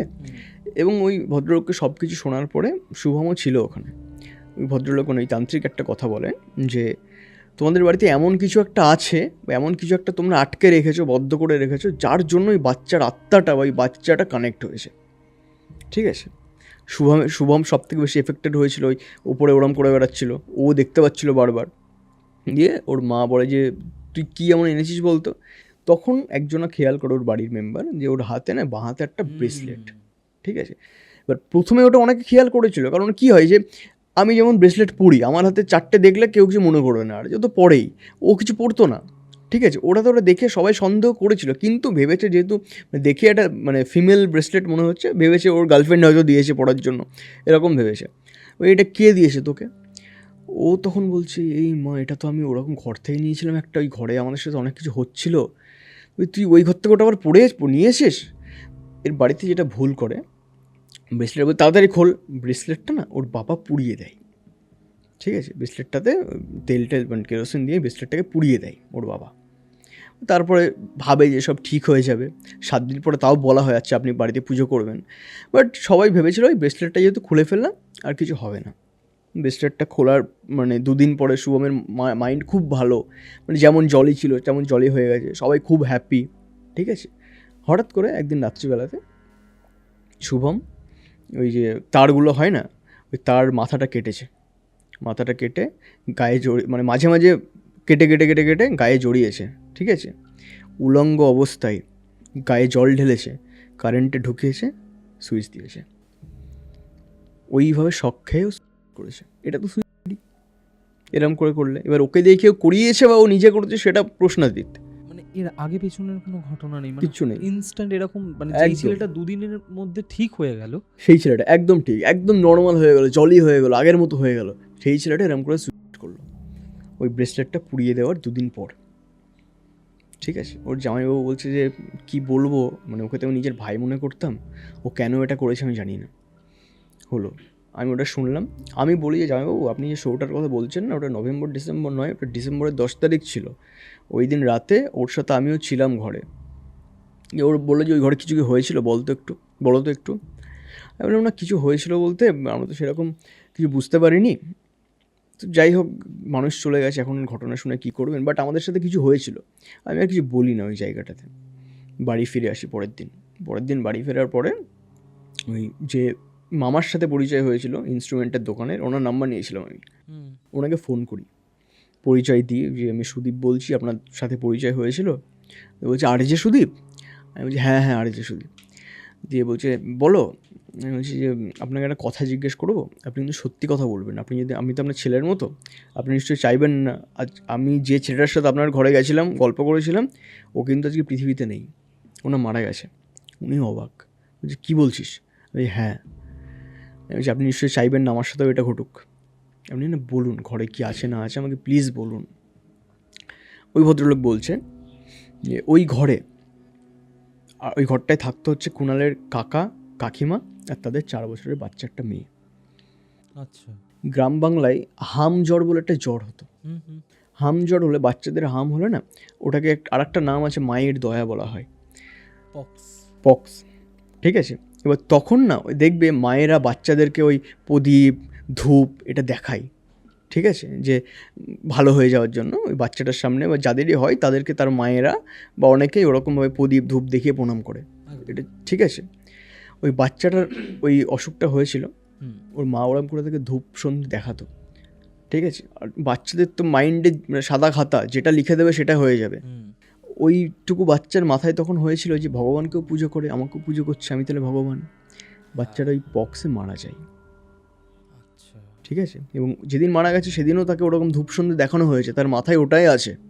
ঠিক আছে, ওই বাচ্চাটা মারা যাওয়ার পরে ওর বাড়িতে ওর বাবার সঙ্গে মায়ের প্রচুর ঝামেলা শুরু হয়, যে তোমাকে বিয়ে করে আনার পরে আমার জীবনটা ধ্বংস হয়ে গেল, তুমি মেয়েটাকে রাখতে পারলে না। এবার সে তো মা, সে তার নিজের বাচ্চাকে হারিয়েছে, তারও তো কষ্ট হয়। মাটা সুইসাইড করে ওই ঘরে। মাটা সুইসাইড করার পরে এই এর ফ্যামিলি থেকে, বউয়ের ফ্যামিলি থেকে যখন প্রেশার দেওয়া হয় যে আমি থানায় কেস করবো তোমার নামে, ছেলেটাও suicide করে। 1 সপ্তাহের মধ্যে একটা পরিবার শেষ। ওই ঘরে বাচ্চাটা ওই পক্সে মারা গেল, মাটা সুইসাইড করলো, ওই বলেছিলাম না ফ্যান ছিল না ঘরে, ওইখানে সুইসাইড করেছিল ওই ফ্যানে। তারপরে ওটা খুলে দেওয়া হয় এবং তারপরে ওর বাবাটা সুইসাইড করে। এই মামা যে বলছে এরা ড্রিঙ্ক করে, ঠিক আছে, এই লাইনে অনেকেই করে, এটা কন্ট্রোভার্সিয়াল স্টেটমেন্ট হতে পারে, বাট করে, ঠিক আছে। ওর মামা একদিন ড্রিঙ্ক করে মারা যাওয়ার পরে, হ্যাঁ, ওই ঘরে ছিল। আর এর মামাটা অনেকটা কী হয় যে অতটা ভয় পায় না, কিছু একটা বিশ্বাস করে কিন্তু ভয় পায় না। বলছে ওই ঘরে আমি তো দেখেছি ওই ট্রান্সপারেন্ট যে জানলাগুলো হয় না, ওই জানলার বাইরে কোলে করে নিয়ে দাঁড়িয়ে আছে, আমি তো দেখেছি, ঠিক আছে। ওই কোলে করে নিয়ে দাঁড়িয়ে আমাকে বাচ্চাকে মাথায় হাত বোলাচ্ছে, আমি তো এটা দেখেছি। আমি ওটা দেখার পরে আমি ওই ঘরে যাই না কখনো, ঠিক আছে। বলছি ওই ঘরে যারাই থেকেছে তারাই কিছু না কিছু স্পট করেছে, কিছু না কিছু ফেস করেছে। যে ওই ঘরে আরও একজন গিটারিস্ট আরও একবার ছিল, সকালবেলা থেকে অজ্ঞান অবস্থায় পাওয়া গেছে, ঠিক আছে। ওই যে ব্রেসলেটটা শুভম পড়েছিল, ওই বাচ্চাটার ব্রেসলেট ছিল ওটা। তার জন্যই হয় না যে আমার জিনিস কেন পড়বে, ওই কারণের জন্যই বাচ্চারা ওর সাথে ওর বাড়ি অব্দি এসেছে, অ্যাটাচড হয়ে গেছিলো। এবং ওই যে মা স্বপ্ন দেখতো না যে আমাকে পুজো দিয়ে, বাচ্চাটার তো মাথায় হয়ে আসে যে আমি ভগবান, আমাকে পুজো দিয়েছে, ওই পুজোটাও চাইতো। যখন ওই ব্রেসলেটটা পুড়িয়ে দিয়েছে তখন ওকে পজেস্ট করে হোক বা যে করেই হোক যে আমার জিনিস তুই পুড়িয়েছিস, তোকে পুড়ে শেষ হতে হবে, বুঝতে পেরেছি। এটা হচ্ছে আজকের ঘটনা। মানে সিরিয়াসলি এই ঘটনাটা হয়তো তুমি আমাকে পাঠিয়েছিলে, এক্স্যাক্টলি, বাট তুমি এত ডিটেলে বলিনি, আমি তোমাকে জাস্ট গ্রাফটা বলেছিলাম। কয়েকটা জায়গায় না জাস্ট আমি শকড হয়ে গেছি। আমি এক্সপেক্ট করিনি সুদীপ পুরো উলঙ্গ হয়ে যেটা করছিল ছাদে। শুভম, হ্যাঁ sorry Sudip, Yeah. I am really sorry. না হ্যাঁ মানে শুভম যেটা করছিল, ও তো তখন নিজের মধ্য ছিল না, কিন্তু ওকে যারা দেখেছে ওই অবস্থায় যে ওরকম ভাবে চুলের সিথে ভাগ করে, কপালে টিপ পরে, পায়ে আলতা পরে, হাতে আলতা ছাপ দিয়ে, এবং তারপর যখন তুমি বললে যে হাততালি দিয়ে মানে বাচ্চা যেভাবে খেলে না, বাচ্চাটা সেইভাবে খেলতো ওর মানে মধ্যে। আমি না ভাবছি ওর জামাইবাবুর কথা বা ওর বাবার কথা, ওর মা আর দিদির কথা, যে তারা যখন ওকে দেখেছে তাদের ভেতরটায় কি অবস্থা হয়েছে, যখন হঠাৎ করে একটা সুস্থ স্বাভাবিক পরিবার হঠাৎ করেই যখন এরকম একটা বাচ্চাকে দেখতে শুরু করছে, তাদের লাইফে আউট অফ নোওয়্যার এরকম একটা ঘটনা ঘটলো, একটা ছেলে জলজ্যান্ত চলে গেল শুধুমাত্র একটা ব্রেসলেটের জন্য। আমার মনে হয় যদিও ব্রেসলেটটা না নিয়ে আসতো তাহলে হয়তো কিছু হতো না। এবার আমি তোমাকে ঘটনার শুরুতে একটা কথা বলেছিলাম, নিয়তি। ওইখানে কিন্তু ওর শো করতে যাওয়ার কথাই ছিল না। হ্যাঁ, অন্য একজন গিটারিস্ট, আমাদের যে সেট আপ ব্যান্ড যে গিটারিস্ট, সে ওখানে যেত। ও ওখানে গেলে আমরা সেদিনকে চলেও আসতাম বাড়ি। আমি তো চলে আসতে চেয়েছিলাম, ও বললো যে না আজকে থাকতেই হবে। হঠাৎ করে ও ব্যান্ডে আসলো, একজনের রিপ্লেসমেন্টেও ব্যান্ডে আসলো, ওখানে গেল, ও নিজে জোর করে ঘরে থাকলো, ব্রেসলেটটা নিজে পরলো এবং যার জন্য জীবনটা চলে গেল। এই যে তোমরা যারা মানে শো করো, যারা স্টেজ প্রোগ্রাম করো, তাদেরকে তো অনেক রাতে ট্রাভেল করতে হয়, অনেক জায়গায় যেতে হয়, অনেক গ্রাম বাংলাতেও যেতে হয়, সেখান থেকে ফিরতেও হয়। প্রচুর মানুষের সাথে প্রচুর এরকম ঘটনা ঘটে। একদম, মানে আমি না কোথাও খুব ব্ল্যাঙ্ক ফিল করছি মানে ঘটনাটা শোনার পর। কারণ দেখো আলটিমেটলি আমরা একই বয়সের ছেলে, ডেফিনেটলি, ঠিক আছে, তুমি আমি বা যেই ছেলেটা চলে গেল আজকে, তো কোথাও গিয়ে কিউরিওসিটির বসে এই ঘটনাটা থেকে আমার মনে হয় অনেক কিছু শেখার আছে, যে কোথাও থেকে কোনো কিছু নিয়ে আসতে উচিত নয়। সেটা কার সাথে কোন সেন্টিমেন্ট, কোন ইমোশনস জড়িয়ে আছে আমরা কিচ্ছুই জানি না। আমার কাছে এই ঘড়িটা, ঠিক আছে, এটা আমার দাদা ভাই আমাকে গিফট করেছিল বার্থডেতে। এটা আমাকে জাস্ট এ নর্মাল ঘড়ি, 2000 টাকা এরকম একটা ঘড়ি, এর থেকে অনেক ভালো ঘড়ি পাওয়া যাবে। আমাকে যদি কেউ 5,000 টাকা দামের ঘড়ি দেয় না, আমি নেবো না। এটার সাথে আমার একটা আলাদা অ্যাটাচমেন্ট আছে। এক্স্যাক্টলি, তুমি ঘড়ির কথা বললে, যে এই যে ঘড়িটা দেখছি, ঘড়িটার কন্ডিশন এখন দেখছো কিরকম হয়ে গেছে, ঠিক আছে। তো এই ঘড়িটা আমাকে আমার ওয়াইফ গিফট করেছিল আমার 2025-এর বার্থডেতে, ঠিক আছে। এবং 2025-এর ফেব্রুয়ারিতে আমার রেজিস্ট্রি ম্যারেজ হয়, ওখানে আমি এর থেকে অনেক দামি দামি ঘড়ি গিফট পেয়েছিলাম, ঠিক আছে। বাট ট্রাস্ট মি, আমি ওগুলো ইউজই করি না। আমার যে কোনো পডকাস্ট তুমি দেখবে আমি এটাই পড়ি, আমি কোথাও ঘুরতে গেলে, কোনো পার্টিতে গেলে, কোনো অনুষ্ঠানে গেলে আমি এটাই পড়ি, কারণ ওটার মধ্যে যে ইমোশনটা আছে ওটা অন্য কোনো নেই। কানেক্টেড ফিল করি আমি রিস্টওয়াচটার সাথে, ঠিক আছে। তো হয় মানে সত্যি কথা বলতে গেলে হয়তো আমাদের গোল্ড অর্নামেন্টস হয়, অনেক সময় Yeah. অনেকের সোনার গয়না হয়, ঠিক আছে, আমি যেহেতু অতটা পছন্দ করি না, হুম, বাট যাই হোক, অনেক দামি দামি জিনিসও আমাদের কাছে অতটা প্রিয় হয় না, হয় না, একদমই ঠিক, যে ছোট ছোট জিনিস আমাদের কাছে যতটা একদম। প্রিয় হয়ে যায়। একদম।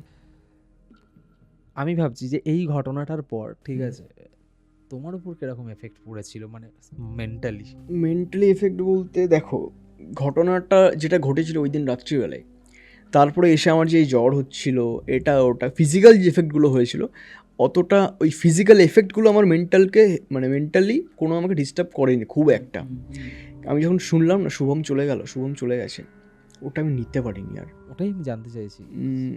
ওটার আসার পরে আমি বাড়িতে বললাম, মানে বাড়িতে ও যে কেন মারা গেছে আমি বলিনি, আমি প্রথমে তো বলেছিলাম যে এরকম একটা বন্ধু সুইসাইড করেছে, কোনো কারণ থাকতে পারে। বাড়িতে বললো হ্যাঁ যা, কোনো ব্যাপার না।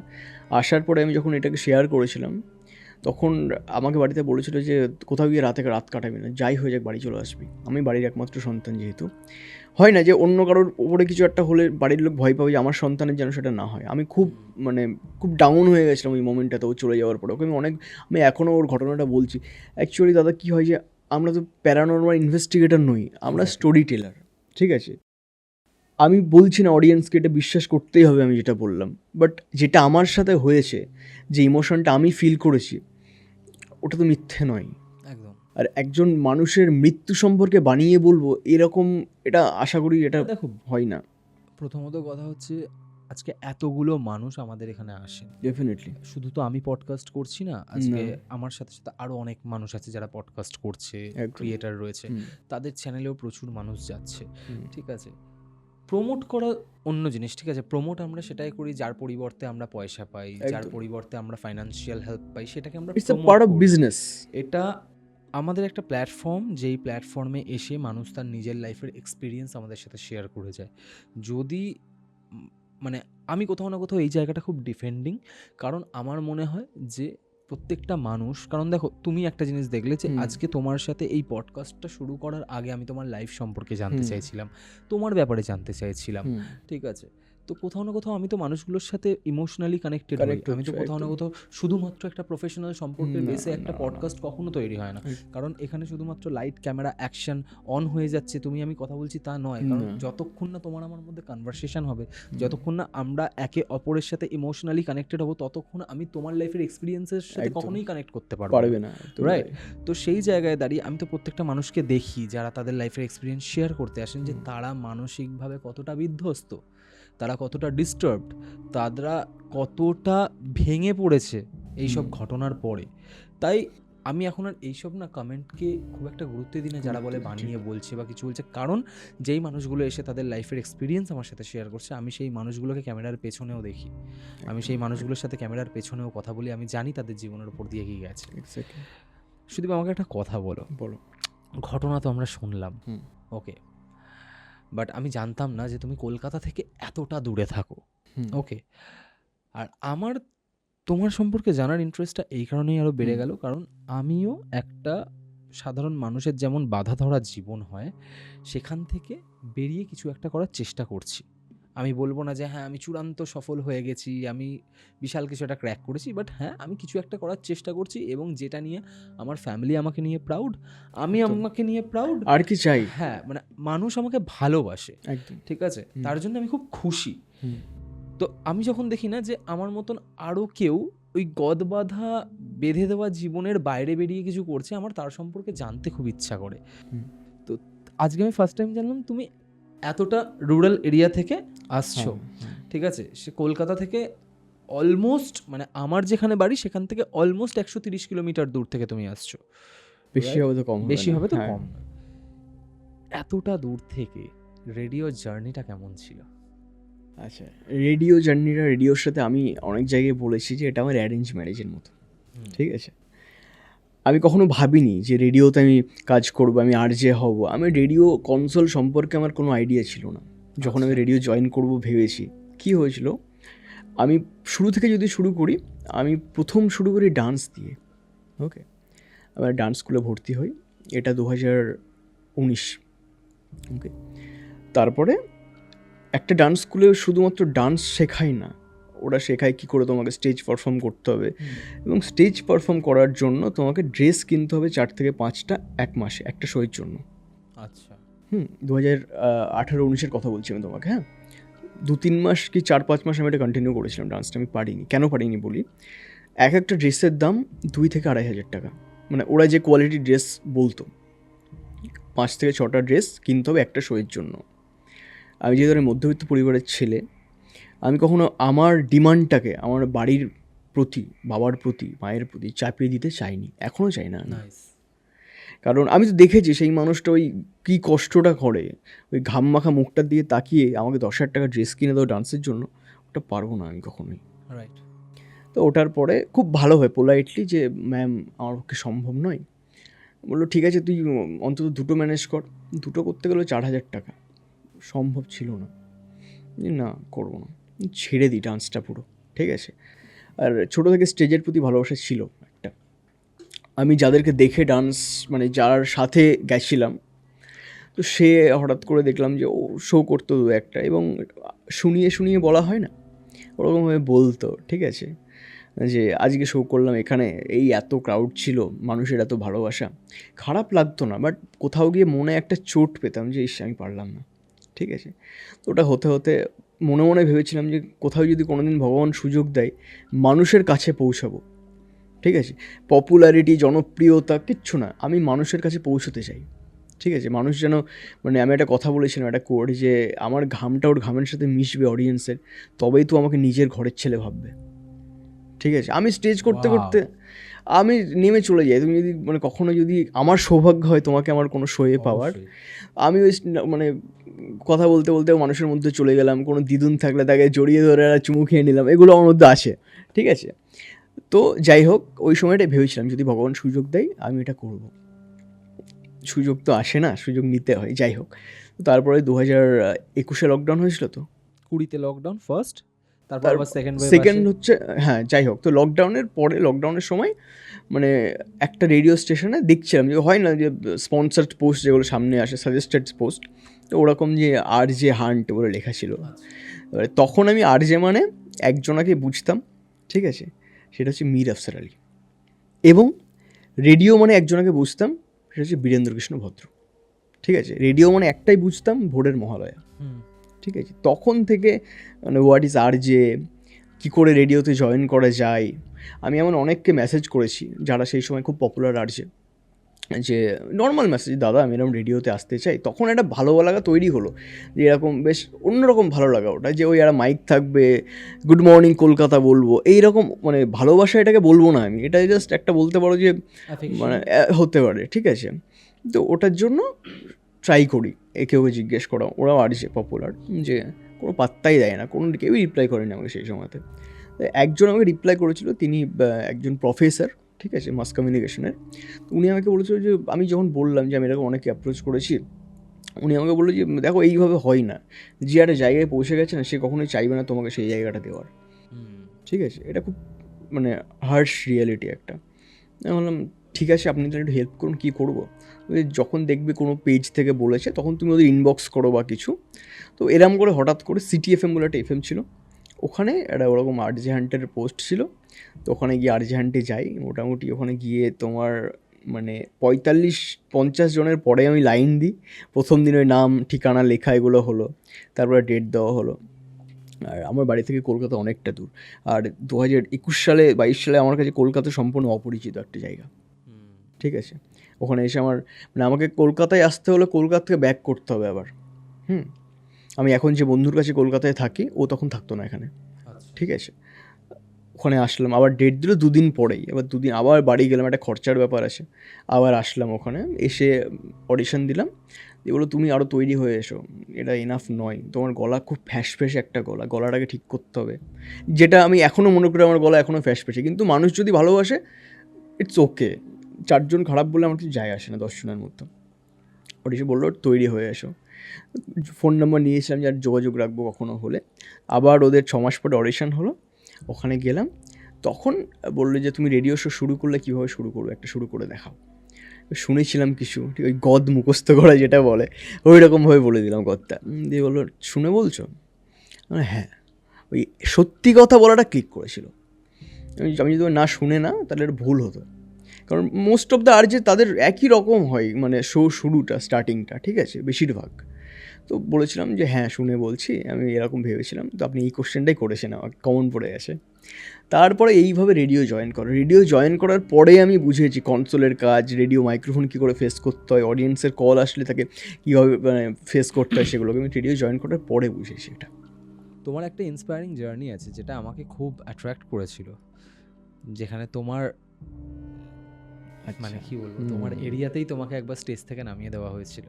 আমি কেন এটা শুনতে চাইছি, দেখো তুমি তো আমাকে বলেছো যে কী হয়েছিল, বাট আমি চাই প্রত্যেকটা মানুষ যারা আজকে ইউটিউবার হতে চায়, কেউ আরজে হতে চায়, মানে আমি বলছি না ডক্টর ইঞ্জিনিয়ার হতে চায়, কারণ সেটা একটা আলাদা পাথ, বাট যারা এই ক্রিয়েটিভ ফিল্ডে আসতে চায়, ঠিক আছে, তাদের কাছে এই সত্যিটা পৌঁছে দেওয়া দরকার। কারণ তারা গ্ল্যামার ওয়ার্ল্ডটাকে দেখে, বাট এই গ্ল্যামার ওয়ার্ল্ডের পেছনে কতটা ডার্ক রিয়েলিটি থাকে এটা অনেকে বোঝে না, ঠিক আছে। তারা প্রথমেই ভাবে যে জিনিসটা খুব চাকচিক্যময় একটা পৃথিবী, একদম। বাট ওই চাকচিক্যময় পৃথিবীতে পৌঁছতে গেলে যে জার্নিটা লাগে, যে জার্নিটা কতটা ভয়ানক, কতটা বেদনাদায়ক হতে পারে। এখন যেমন আমরা গল্পওয়ালাকে, স্টোরি টেলার অরিত্রকে যেটা দেখি, ঠিক আছে, অ্যাকচুয়ালি 7 বছরের স্ট্রাগলটা কেউ দেখে না, 3 বছরের সাকসেসটাই মানুষ দেখে। এরকমও প্রশ্ন করেছে মানুষ যে দাদা কিভাবে পসিবল তুমি 1 বছরের মধ্যে এত তাড়াতাড়ি ভাইরাল হয়ে গেলে। ওইটাই বুঝি, 1 বছরটা দেখেছি, আগের 7 বছরটা দেখেনি। শুনে আমি প্রথমে খুব হেসেছিলাম যে আমি 1 বছরে ভাইরাল হয়ে গেছি। ঠিক আছে ভাই, তুই আমার চ্যানেলের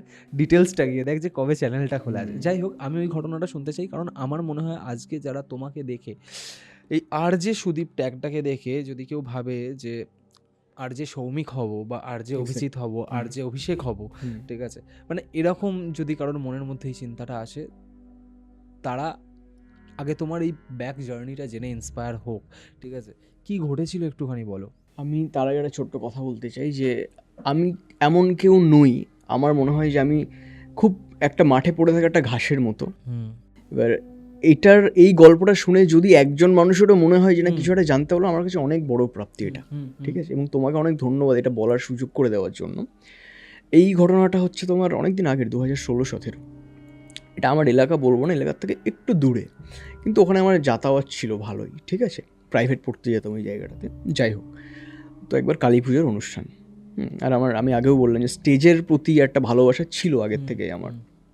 মনে গিয়ে আমি নিজে ওদেরকে বললাম, কমিটির যারা ছিল, যে দাদা রাতে আমি হোস্ট করব। তখন তো হোস্ট ছিল না ব্যাপারটা, এখন তো হোস্ট এমসি এগুলো এসছে, তখন ছিল অ্যাঙ্কারিং।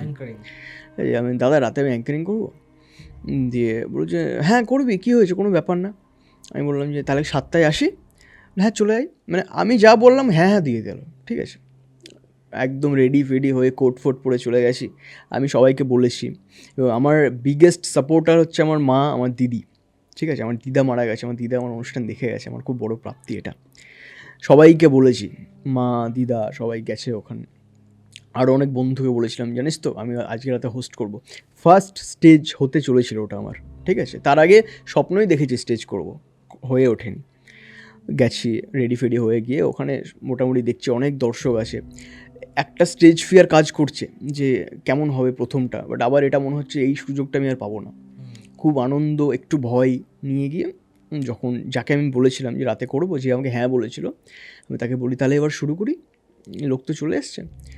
তখন আমাদের তাকালো, বলছি ও তুই এবারটা ছেড়ে দে, বুঝলি, এত লোক হয়েছে আমরা তো বুঝতে পারিনি, তুই পরের বার কর।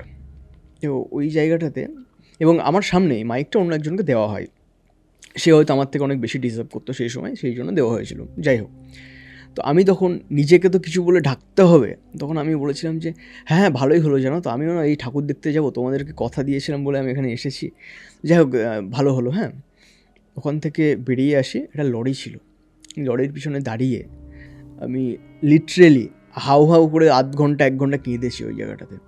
ওই মাইকের প্রত্যেকটা সাউন্ড যখন কানে আসছিল না, ফেটে পড়ছিলাম যে এই ভয়েসটা তো আজকে আমার হওয়ার কথা ছিল। আমি যাদেরকে বলেছি তাদের কি বলবো, আমি সবাই তো বলবে না যে কী হয়ে গেল, ঠিক আছে, খুব তো বললি, এটা তো থাকে, পিছনে টানার মানুষ তো অভাব থাকে না, তাই না।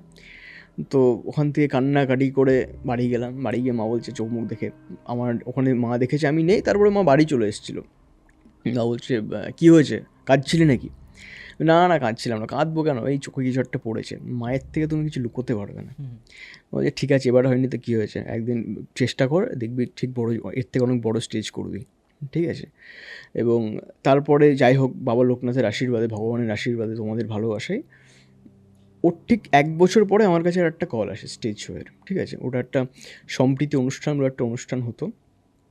ওখানে গিয়ে মোটামুটি এক মাঠ দর্শক, এবং ওই যে স্টেজটা ছিল ওটা আমার কাছে একটা স্বপ্ন। আমি চিমটি কেটে দেখেছিলাম নিজেকে, আমার একদম বানিয়ে বলছি না আমি, ঠিক আছে? আমার সাথে আর একটা ভাই গেছিলো, আমি বলছি ভাই এত বড় স্টেজ, ঠিক আছে? নিজেকে চিমটি কেটে দেখেছিলাম, এটা সত্যি নাকি স্বপ্ন। কারণ আমি যে স্টেজটা যেখান থেকে আমি ওই রকম ফিরে এসেছিলাম, ওটা ওই যে বাঁশ দিয়ে বাঁধা প্যান্ডেলের ছোটো স্টেজগুলো হয়, ছোটো বড়ো হয় না, আমি বোঝানোর জন্য বলছি। মাচা স্টেজ একটা হয়, আর এক্স্যাক্টলি, একটা তোমার হচ্ছে কমার্শিয়াল স্টেজ এক্স্যাক্টলি, হয়। ওটা ছিল মাচা স্টেজ, ঠিক আছে? আর এটা হচ্ছে তুমি যেটা বললে কমার্শিয়াল স্টেজ। আমি দেখে না হয়ে গেছি পুরো, এত বড় স্টেজে আমি হোস্ট করবো। এবং আমি তখন ভেবেছি আচ্ছা আমার সাথে অন্য কেউ করবে। ব্যান্ড লিডার যে ছিল, যে সে আমাকে, মানে ব্যান্ড লিডার নয়, ওটা ইভেন্ট অর্গানাইজার ছিল, আমাকে বলে যে চলে এসছিস, চল ঠিক আছে উঠে পড়, ঠিক আছে খুব ভালো করে করবি, হ্যাঁ তোর উপরে সব দায়িত্ব। আমি বলছি আমি একাই থাকবো?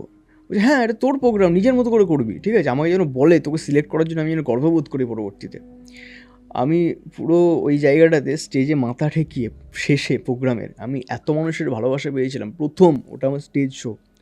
হ্যাঁ, তার আগে ওই ঘটনাটার পরে আমি ছোটোখাটো স্কুলের প্রোগ্রামে হোস্ট করে ছোটোখাটো করেছি 2-1টা, বাট ওই রকম লেভেলে ওটা প্রথম। আমি মাথা ঠেকিয়ে দর্শকের সামনে হাউ হাউ করে কেঁদেছিলাম।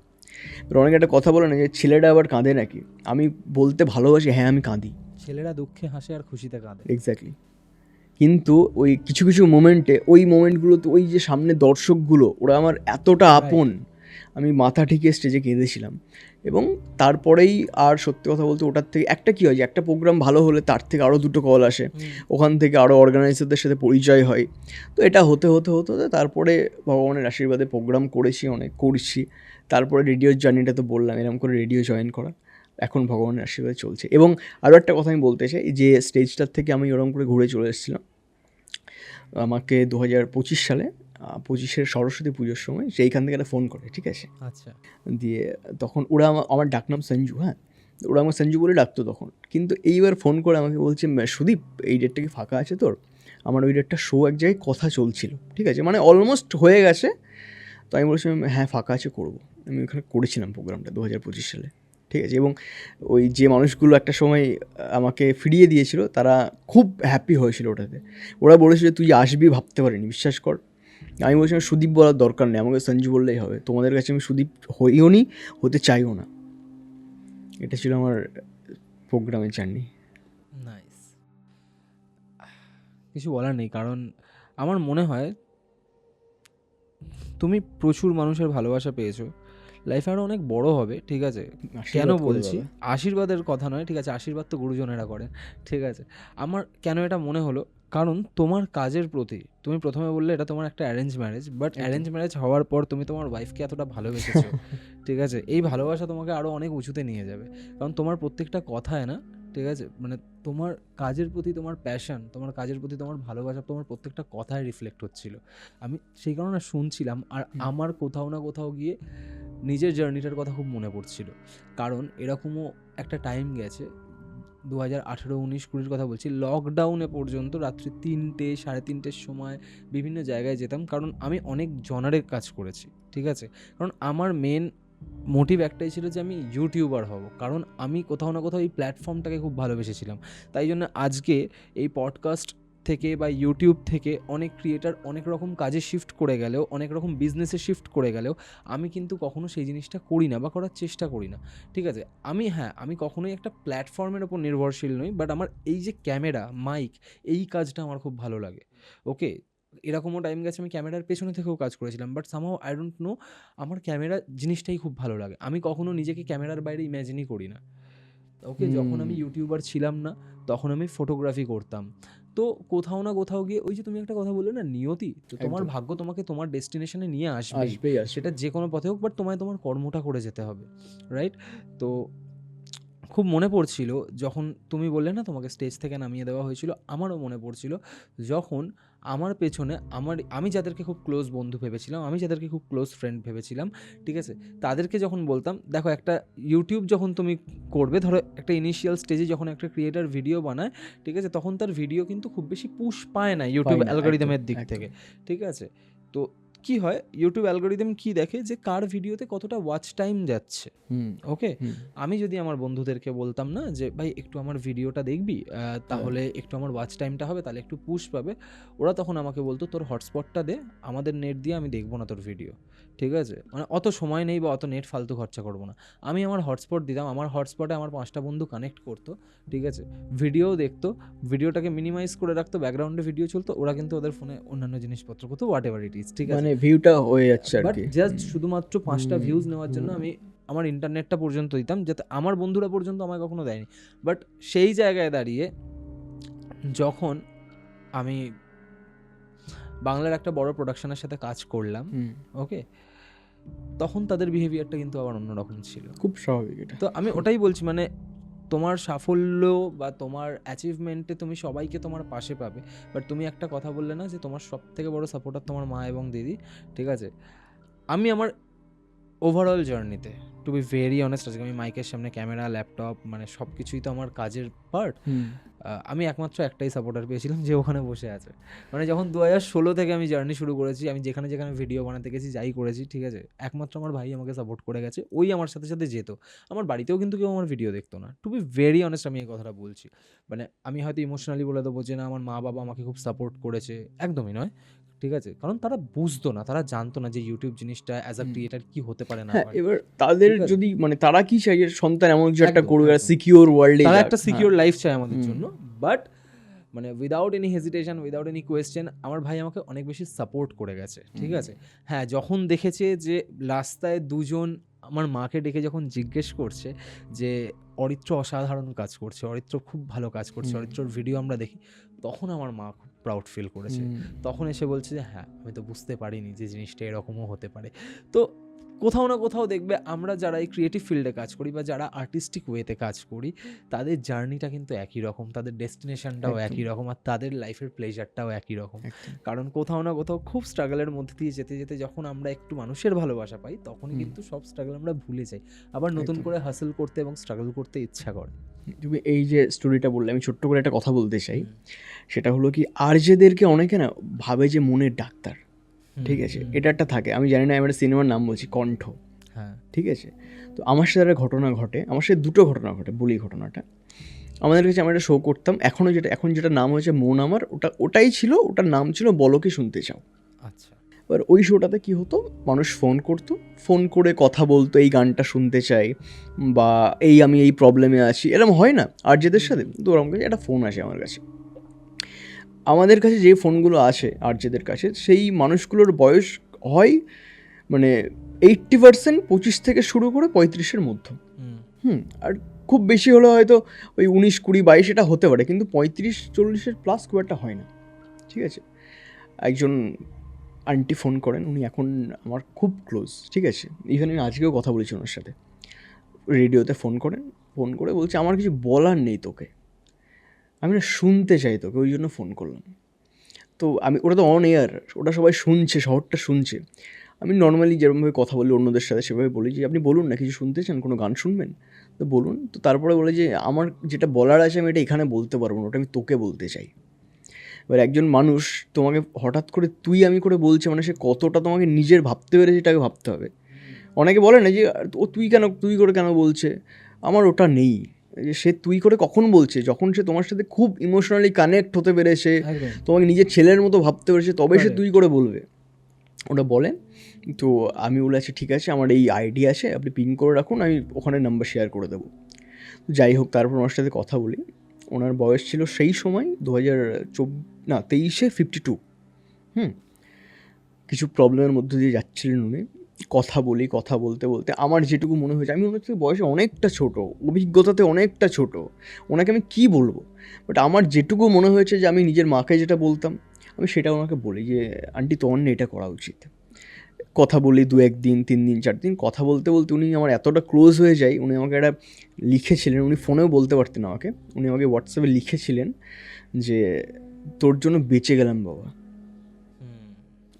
ওনার মধ্যে থটস এসেছিলো সুইসাইডাল, ঠিক আছে। এবং এটা নিয়ে একটা আনন্দবাজারে কভার হয়েছিল, যে ওপরের ট্যাগলাইনটা এটাই ছিল, দুঃখ তোমার কেড়ে নিতে চাই যত, এমন একটা নাছোড় বান্দা ছেলে।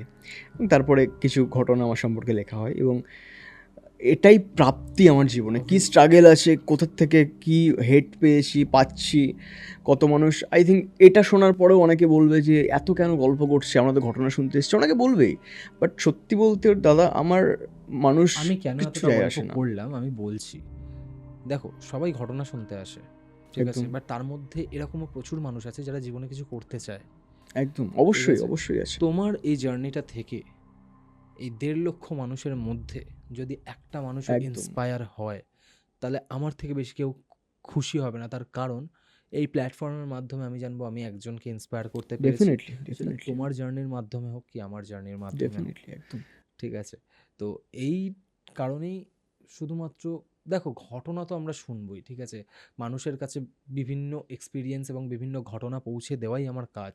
বাট কখনো কখনো আমরা কাজের বাইরে গিয়েও এমন কিছু ডিসকাশন করতে চাই বা কথা বলতে চাই যেগুলো মানুষের লাইফকে চেঞ্জ করতে পারে, যেগুলো মানুষের ভুল ধারণা এবং মিথ্যে মানে কি বলবো, মিথ্যে এক্সপেকটেশনসগুলোকে ভাঙতে পারে। কারণ আমাদের অনেক এক্সপেকটেশন থাকে যে আমরা মাইক নেব, ক্যামেরা নেব, বা আমরা একটা রেডিও স্টেশনের যে জকির রুম থাকে সেখানে গিয়ে বসবো, আমরা হ্যালো ওয়েলকাম টু কলকাতা বলে শুরু করব। জিনিসটা এতটা সহজ হয় না। বাট হ্যাঁ, যদি কাজের প্রতি ভালোবাসা থাকে, প্যাশন থাকে, ডেডিকেশন থাকে, তাহলে সব কিছুই পসিবল। একদম। তুমি কলকাতা থেকে এতটা দূরে থাকো এবং সেখান থেকে এসে আজকে এত মানুষের ভালোবাসা পেয়েছো। আমি কেন বারবার এটা বলছি যে এত মানুষের ভালোবাসা পেয়েছো? আমি কমেন্ট দেখেছি। আমি হয়তো সত্যি কথা বলতে গেলে তুমি আমার সাথে কন্ট্যাক্ট করেছিলে প্রথমে, বাট আমি এত মেসেজ পেয়েছি যে দাদা আরজে সুদীপকে দেখতে চাই, আরজে সুদীপকে গল্প বলাতে দেখতে চাই। মানুষের ভালোবাসা না থাকলে এই জিনিসটা হয় না। এটার জন্য আমি নিজেকে অনেক ভাগ্যবান ঠিক মনে আছে? করি। সত্যি এছাড়াও বলতে। আমি ফেসবুকেও তোমার কিছু পোস্ট দেখেছি যেখানে মানুষজন ক্লেম করেছে যে তারা এরকম এরকম সময় তোমাকে শুনতো এবং তাদের কি ফিল হতো, তাদের লাইফে কি কি ইম্প্যাক্ট পড়েছে। আমি সব কিছুই দেখি। যারা আমার গেস্ট হয়ে আসে, ঠিক আছে, আমি তাদেরকে নিয়ে লিটারেলি স্ক্রুটিনি করি, ঠিক আছে, যে হ্যাঁ সেই গেস্টটা কারণ দেখো কি জানো তো, তুমি আজকে আমার সামনে এসে বসছো, আমি তোমার সাথে কথা বলবো। এই যে তুমি একটা কথা বললে তখন, তুমি সিলেক্টিভলি ইন্ট্রোভার্ট, ঠিক আছে, আমিও সবার সাথে খুব বেশি কথা বলি না, কিন্তু যেখানে আমি খুব ভাইব্রেশন ম্যাচ ম্যাচ করতে করে পারি যাই, সেখানে হ্যাঁ। আমি প্রচুর কথা বলি, ঠিক আছে? তো সেই জায়গায় দাঁড়িয়ে আমি যদি তোমাকে নাই চিনতে পারি, আমি তোমার সাথে পডকাস্ট করবো কি করে? দেখো, আমার কাছে এই পডকাস্ট সেট আপ না শুধুমাত্র ইউটিউবের জন্য নয়, প্রত্যেকটা দিন প্রত্যেকটা মানুষের সাথে বসার পেছনে, তাদের জার্নির সম্পর্কে জানার পেছনে আমি আমার নিজের লাইফকেও ডেভেলপ করতে পারি, আমি আমার নিজের লাইফকেও চেঞ্জ করতে পারি, ঠিক আছে? প্রত্যেকটা মানুষের থেকেই কিছু না কিছু শেখার আছে। সবাই যে ভালো ঘটনা বলতে পারবে, গল্প বলতে পারবে তা কিন্তু নয়। নয়, কিন্তু একদমই। প্রত্যেকটা মানুষ তোমাকে কিছু না কিছু শিখিয়ে দিয়ে যাবে। অবশ্যই অবশ্যই। কেমন লাগলো সুদীপ আজকে গল্প বলাতে এসে? গল্প বলার সাথে তো আমার যোগাযোগটা অনেক আগের থেকে, ঠিক আছে? তো হয়ে ওঠেনি কোনো কারণে, আজকে হলো। অসম্ভব ভালো লাগছে, এবং সবথেকে ভালো লাগছে এখানে আমি না ওই পডকাস্ট করছি, একটা মাইক আছে আর দুটো ক্যামেরা আছে, এই ফিল্ডটা আমি করিনি। আমি তোমার সাথে জাস্ট গল্প করছি, নিজের দাদার মতো গল্প করছি, বন্ধুর মতো গল্প করছি, এই জন্য আমার আরও ভালো লেগেছে। কারণ মানে বাই প্রফেশন আমার মাইকের সাথে অনেকটা খুব ভালোবাসার একটা সম্পর্ক। একদম। তো এটাকে ছাপিয়ে তোমার সাথে আড্ডাটা আমার আজকে বেশি ভালো লাগলো। আমারও নিজের ভীষণ ভালো লেগেছে। ট্রাস্ট মি, আমি উইকেন্ডে কখনো শ্যুট করি না, ঠিক আছে? বাট তোমার সাথে করলাম। হ্যাঁ, কয়েকজন খুব ক্লোজ আছে যারা বলেন যে যারা উইকডেজে আসতে পারবেনই না, যাদের পক্ষে আসাটা অসম্ভব।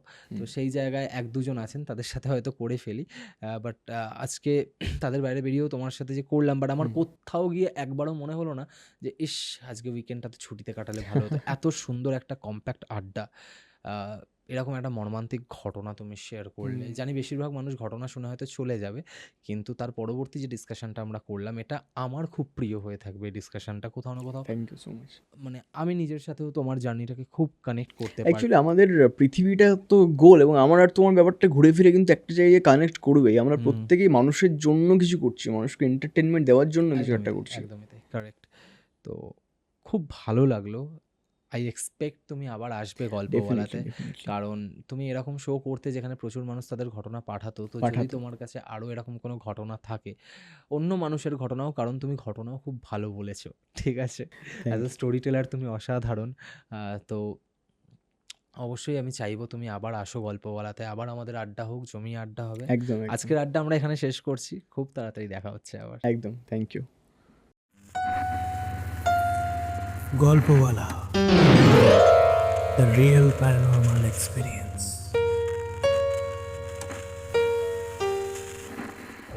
তো কেমন লাগলো আজকের এপিসোড কমেন্ট করে জানাতে ভুলবেন না। যদি ভালো লেগে থাকে তাহলে লাইক বাটনটা প্রেস করার সাথে সাথে শেয়ার বাটনও প্রেস করুন। আর যদি গল্পওয়ালা ইউটিউব চ্যানেল আজকে প্রথমবার ভিজিট করে থাকেন তাহলে চ্যানেলটা সাবস্ক্রাইব করার পাশাপাশি স্পটিফাই পডকাস্টটিকেও ফলো করতে ভুলবেন না। ভুলে গেলে চলবে না, গল্পওয়ালা আমার আপনার প্রত্যেকের নিজেদের যৌথ পরিবার। আজকের এপিসোড আমি এখানেই শেষ করছি। শনিবার আসছি আরও একটা মারাত্মক হরার এক্সপিরিয়েন্স নিয়ে।